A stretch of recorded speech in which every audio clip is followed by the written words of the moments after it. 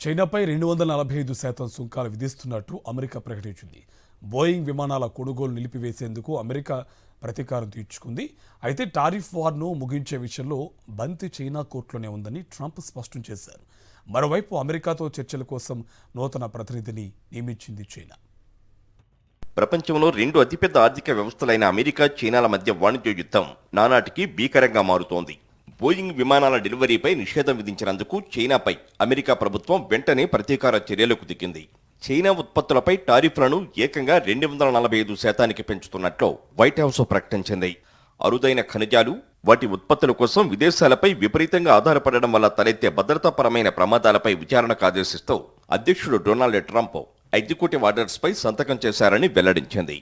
America ఆర్థిక వ్యవస్థను మరోసారి అత్యున్నతంగా తీర్చిదిద్దడమే లక్ష్యంగా అమెరికా ఫస్ట్ ట్రేడ్ పాలసీని మొదటి రోజే ప్రారంభించారని గుర్తు చేసింది. నూతన వాణిజ్య ఒప్పందాలు, సుంకాలపై 75కు పైగా దేశాలు అమెరికాతో చర్చలకు ముందుకొచ్చాయని పేర్కొంది. అందుకే ఆయా దేశాలపై సుంకాలను వాయిదా వేసినట్లు వెల్లడించింది. చైనాపై మాత్రం ప్రతీకార సుంకాలు కొనసాగుతాయని తేల్చి చెప్పింది. చైనా ఉత్పత్తులను ఇకపై అమెరికాలో విక్రయించాలంటే 245% సుంకాలు చెల్లించాల్సి ఉంటుందని స్పష్టం చేసింది. బోయింగ్ విమానాలు కొనుగోలు చేయవద్దని చైనా నిర్ణయించడం పట్ల డొనాల్డ్ ట్రంప్ ఆగ్రహం వ్యక్తం చేశారు. ఒప్పందం నుంచి మధ్యలో విరమించుకోవడం సరైంది కాదన్నారు.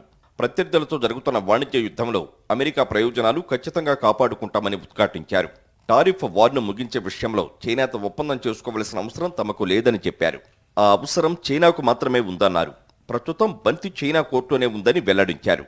టారిఫ్ యుద్ధాన్ని విరమించే విషయంలో బంతి చైనా కోర్టులో ఉందని డొనాల్డ్ ట్రంప్ స్పష్టం చేసిన నేపథ్యంలో చైనా ప్రభుత్వం కీలక నిర్ణయం తీసుకుంది. అమెరికాతో చర్చలకు మొగ్గు చూపింది. చర్చల కోసం సంధానకర్తగా లీ చెంగాంగ్ను నియమించింది. వాంగ్ షానన్ స్థానంలో లీ చెంగాంగ్ను నియమిస్తున్నట్లు చైనా బుధవారం ప్రకటించింది.